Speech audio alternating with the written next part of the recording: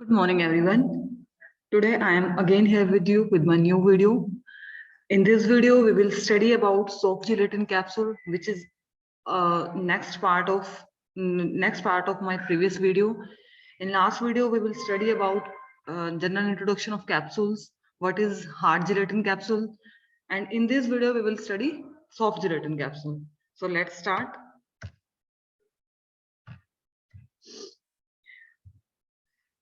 Soft gelatin capsules, इनको हम soft gel भी कहते हैं और सॉफ्ट जिलेटिन कैप्सूल भी कहते हैं। एज नेम इंडिकेट्स, ये सॉफ्ट होते हैं और किसके बने होते हैं? जिलेटिन के।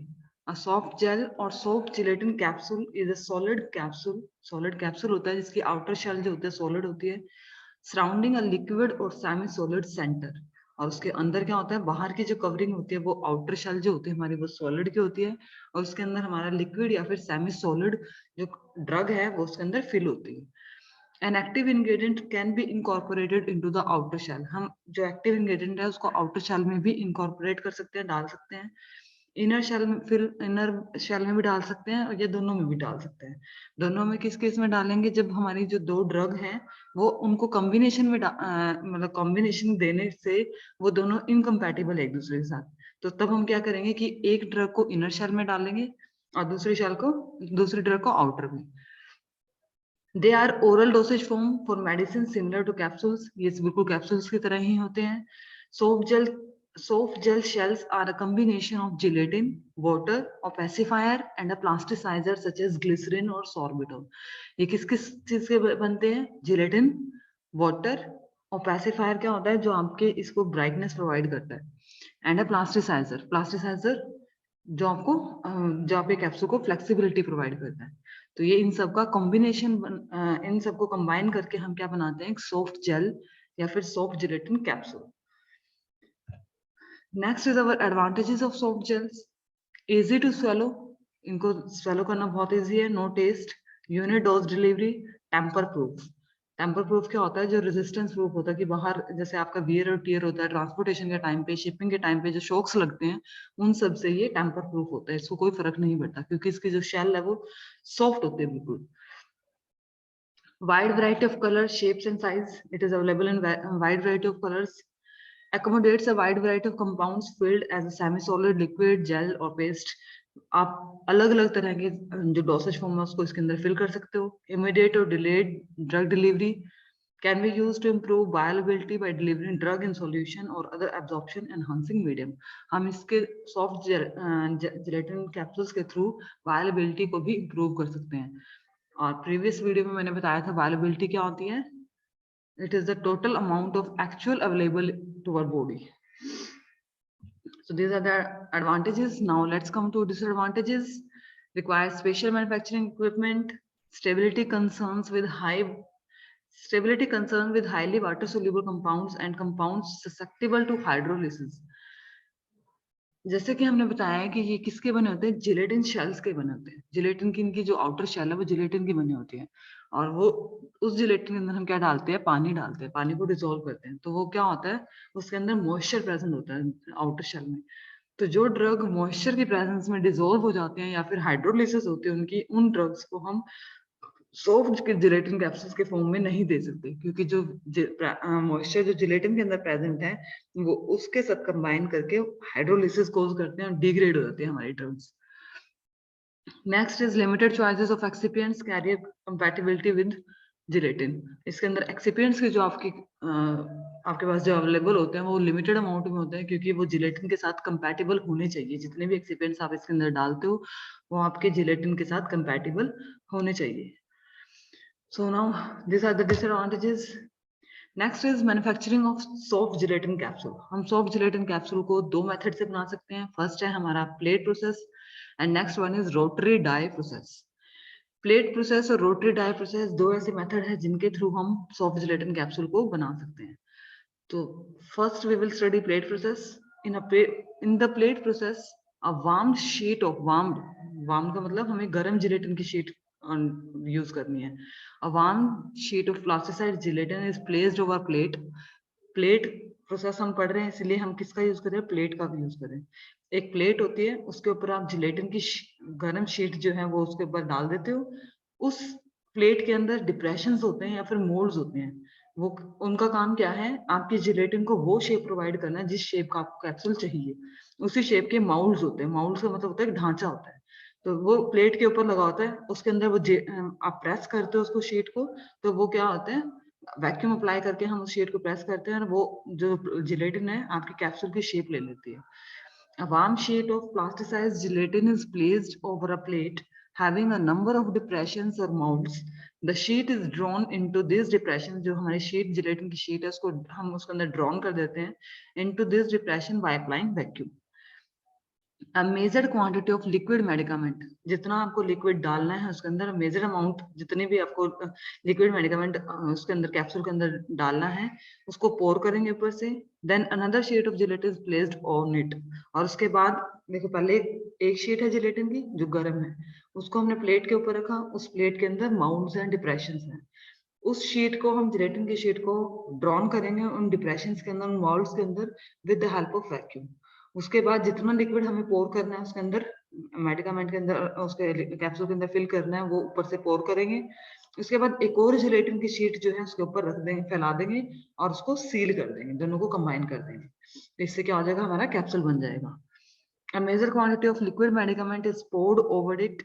Then another sheet of gelatin is placed on it.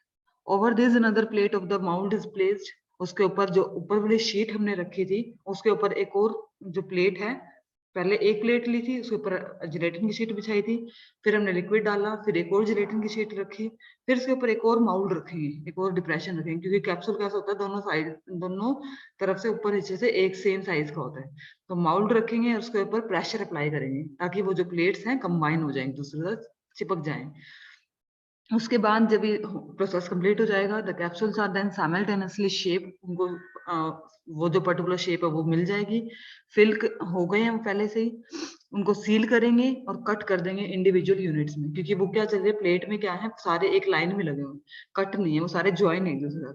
तो अब हम क्या करेंगे, कटर लगा होता है वो उसको इंडिविजुअल यूनिट्स के अंदर कट करता रहता है। ये था हमारा प्लेट प्रोसेस मेथड। नेक्स्ट है हमारा rotary die process. Rotary die process में भी सेम ही होता है, इसके अंदर रिबन आती है हमारी जिलेटिन की, रिबन जो है वो लगाई जाती है। The ribbon and the unit dose of liquid fill matrix are combined to form gel, soft gel. Ribbon को और जो यूनिट जिसके अंदर हमने मैट्रिक्स के अंदर लिक्विड फिल किया है उनको दोनों को हम कंबाइन करेंगे सॉफ्ट जेल बनाने के लिए। इसके अंदर हम कुछ पैरामीटर्स का ध्यान रखना पड़ता है, प्रिकॉशन लेनी पड़ती है। फर्स्ट है टेम्परेचर का, this control the heat available for capsule seal formation. हमें हीट ना तो बहुत ज्यादा प्रोवाइड करें ना ही कम करनी है, अगर आप बहुत ज्यादा प्रोवाइड करोगे तो जो जिलेटिन की रिबन है वो मेल्ट हो जाएगी, और ना ही हमें बहुत कम करनी है, क्योंकि अगर कम हीट प्रोवाइड करेंगे तो वो सील ही नहीं हो पाएंगे प्रॉपरली।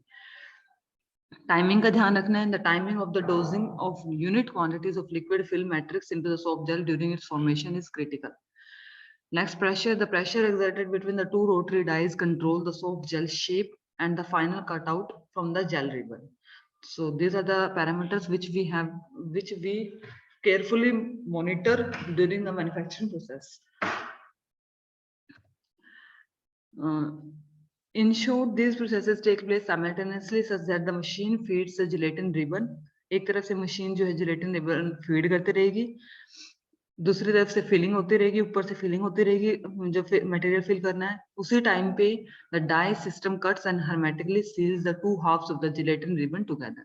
अब आप ये वाला फिगर देखो, साइड वाला जहाँ पे रोटरी मेथड लिखा हुआ है, देखो दो रोलर है, दोनों साइड से रिबन आ रही है जिलेटिन की, ऊपर से मटेरियल फीड हो रहा है, दोनों जिलेटिन जब उसमें आएंगी, ये यहाँ पे इस पे मोल्ड्स लगे हुए हैं, शेप अलग अलग तरह की शेप्स लगी हुई हैं, ये इनको हम मोल्ड्स कहते हैं या डिप्रेशंस कहते हैं। तो यहाँ पर जब दोनों रिबन एक दूसरे कॉन्टेक्ट में आएंगे, इस टाइम ऊपर से लिक्विड आ जाएगा, जितना फिल करना उतना लिक्विड नीचे पोर करेंगे हम, और दोनों इनको जिलेटिन रिबन को सील कर देंगे, नीचे कटर लगा हुआ है जिसको इंडिविजुअली कट करता रहता है। तो ये थे हमारी manufacturing method of soft gelatin capsule. तो अब हमारे सॉफ्ट जिलेटिन कैप्सूल और हार्ड जिलेटिन कैप्सूल दोनों कंप्लीट हो गए हैं। अब नेक्स्ट टॉपिक है हमारा capsule manufacturing problem and remedies. जिस टाइम पे आप कैप्सूल की मैन्युफैक्चरिंग कर रहे हो, वेदर हार्ड जिलेटिन कैप्सूल और whether soft gelatin, so what are the problems we have to face and what are their remedies to overcome this problem? First problem is loss of cap during transfer. जिस time पे आप transfer कर रहे हो, इधर से उधर transfer कर रहे हो कैप्सूल को, तो उस टाइम पे कैप जो है वो रिमूव हो जाती है। किस वजह से होते हैं, उसके रीजन क्या है? हाई वैक्यूम की वजह से, कि आपने हाई वैक्यूम अप्लाई कर दिया है, या फिर miss alignment of cap and Bush. Bush कौन सा? बॉडी का। बॉडी और कैप जो है प्रॉपरली एक दूसरे के पोजीशन में अलाइन नहीं है, इस वजह से। उसके रेमेडीज क्या है? By adjusting the vacuum, vacuum को प्रॉपरली एडजस्ट किया जाए, और कैप और जो बॉडी की शेप है, मतलब उनके अलाइनमेंट है, जो पोजीशन है, उसको प्रॉपरली चेक किया जाए। Now, second problem is capsule non separation. Capsule जो है सेपरेट नहीं हो पा रहा है। इसके भी रीजन क्या है? इनकोरेक्ट वैक्यूम पंप, आपने वैक्यूम जो अप्लाई किया वो इनकोरेक्ट किया है। लीकेज थ्रू फिल्टर्स, फिल्टर से लीकेज हो रही थी। वोन आउट बशेस, जो लीकेज हो रही है फिल्टर से, वो क्या करते हैं? बशेस को रिमूव कर देती है, अलग कर देती है। Loss of spring tension at top slide. इसकी रेमेडीज क्या है? By adjusting the vacuum, clean और replace the filter, replacing the bushes with new one. Okay. These are the two problems. Next, third one is target weight not achieved. जितना wait आपको चाहिए था वो आपने अचीव नहीं किया। किस वजह से? Wrong selection of capsule size, incorrect slug formation due to incorrect setting parameter. Slug क्या होता है? जो आपने मटेरियल फिलिंग मटेरियल जो आपने बनाया है, जिसको आपने फिल करना है कैप्सूल के अंदर, उसको हम स्लग कहते हैं। तो वो आपने प्रॉपर जो है नहीं बनाया। इनसफिशिएंट बाइंडिंग, बाइंडिंग प्रॉपर नहीं हो पा रही है। Poor flow of product, formulation is stick, formulation जो है एक दूसरे के साथ चिपक गई है। जो आपने ऊपर फिलिंग मटेरियल बनाया था वो एक दूसरे के साथ चिपक गए है, इस वजह से। रेमेडीज क्या है? Check the variation in physical parameters, proper selection of dosing disc, tamping block 1 to 5 are placed along the direction of rotation of dosing disc. Improve the flow property. Powder must be known hygroscopic. Now, fourth one is length variation, excess joint length, improper setting of closing plate, damage rubber sheet of closing plate. ये इसके reasons हैं, and the remedies are checking the standard locking length. The gap should be between these 0.5 to 0.8 mm. Replacing the rubber sheet with new one. So these are the problems and remedies. Now, last topic is evaluation of capsule. Evaluation क्या होता है कि आप कौन कौन से control test या evaluation test करते हो अपने कैप्सूल को चेक करने के लिए कि जो आपने कैप्सूल बनाया है वो सही बना है कि नहीं बना है। ये सब हम चेक करने के लिए कौन कौन से टेस्ट या कंट्रोल टेस्ट करते हैं, उनको चेक करने के लिए।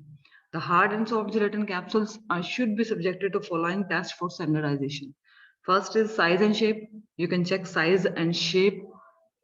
जो आपने प्रॉपर कैप्सूल के लिए साइज और शेप सिलेक्ट की थी, क्या वही साइज और उसी शेप के आपके जो कैप्सूल है वो बने हैं कि नहीं, इसको आप फिजिकली चेक कर सकते हो। कलर, ये भी आप फिजिकल पैरामीटर में आप चेक कर सकते हो कि विजुअली देख के कि कलर सेम है कि नहीं है, कलर में कोई वेरिएशन तो नहीं आया है।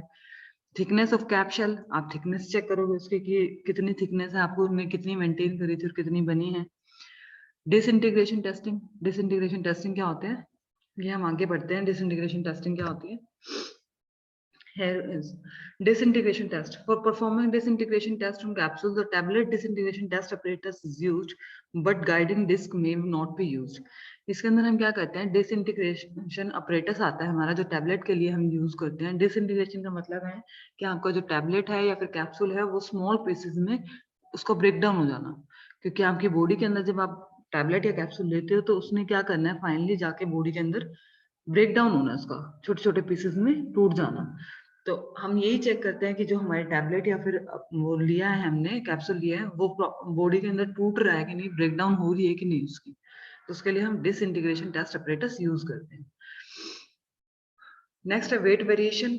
वेट वेरिएशन की हमने जितने भी कैप्सूल का बैच बनाया है सबका प्रॉपर सेम यूनिफॉर्म वेट है कि नहीं है, ये चेक करते हैं। 20 capsules are taken and weighed individually, then average weight is calculated. The capsule passed the test if the weight of individual cap falls within 90 to 110% of the average weight. इसका मतलब क्या है, इसकी एरर लिमिट कितनी है? Plus minus 10%। तो हम अगर प्लस माइनस 10% लिमिट में ही रहता है हमारा कैप्सूल, तो वो हमारा कैप्सूल जो है टेस्ट को पास कर देता है। Next is content uniformity test, कि कितना आपका जो कंटेंट है, जितने आपने ड्रग उसके अंदर डाले कैप्सूल के अंदर, वो यूनिफॉर्म है कि नहीं है।